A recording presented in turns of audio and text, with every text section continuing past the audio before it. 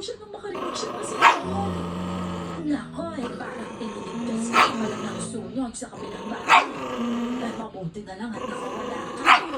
Baka yun ang itinatan ng isang bahay doon sa pinagkuhanan. Ate, ito na po tubig ko. Ibig sabihin mo pala, yung bumatay sa babae? Kawawa naman po. Buti na lang ate, nakaligtas ka. Si Lola pa rin ang kumuha ng tubig sa ko at inabot ito kay Ate Lahin. Nag-usap muna sila tungkol sa nangyari.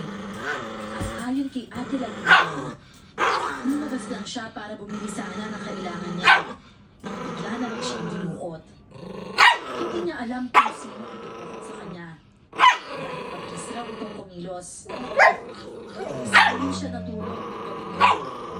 Nag-uksak na rin ang kamunoon sa kapitbahay namin. Kinabukasan, nakuha ang bahay ng ama ni Jella sa loob nito. Labis na nagpinagpis ang pamilya at ang balo sa Panginoon. Sinadya raw sunugin ang bahay ng mga ito. Bakit sila ang bahay? Dahil nakatunayan na aswang talaga sila.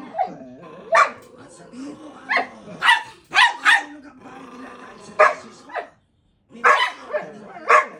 Ikaw kulit sana marunong ka makonsensya. Kukuda-kuda lang yung bibig mo, pero hindi mo alam, malala na palang resulta niyan. Bakit naman ako ang sinisisi mo, Ponce? Eh dahil namimintang ka ng mga tao na walang pruweba. Hindi naman sumagot si Lola noon dahil galit na nga si Lolo. Nabalitaan din namin noon na lumapit si Lumen kay Kapitan para i-report Max? ang nangyari. No. Ipapahanap ang kung sino mang nagsunog sa bahay ng mga ito. Pero lumipas ang ilang linggo noon. Walang aksyon ng Kapitan. Tinulungan lang niya ang pamilya na magkaroon ng tirahan. Pero tungkol sa hustisya, wala itong sinabi.